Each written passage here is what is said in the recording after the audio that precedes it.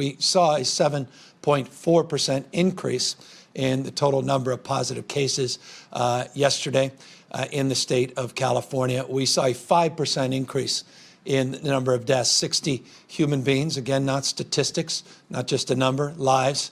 While we've been experiencing some pretty good news as it relates to the total number of people in ICUs, yesterday's number went up slightly, 3.8%.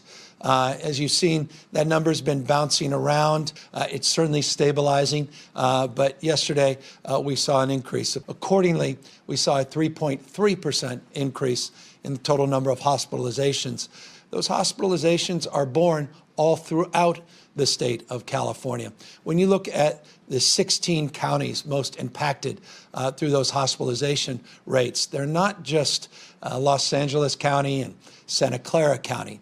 They include Fresno County. So if you're living in a community where you think, well, we're immune, we're okay, we've got this, we're not LA, we're not some of these other counties in the state of California, I hope you'll disabuse yourself. We announced today, or advancing today, with the Californiansforall.ca.gov website, forgive me. We want every Californian that can and is healthy and able to visit Californiansforall.ca.gov. And once you sign up, we are going to be communicating with you regularly, weekly emails, to make sure that you're connected to not just state priorities, but to local priorities and opportunities. We will also be sharing other content that you can use to make a difference no matter where you are.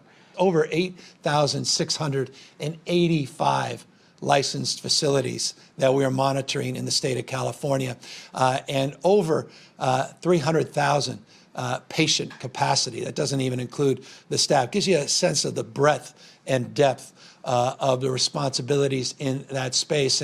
But again, we are not out of the woods yet. And in these senior facilities, these assisted living facilities, we are still seeing spikes. We're still seeing people tragically lose their lives.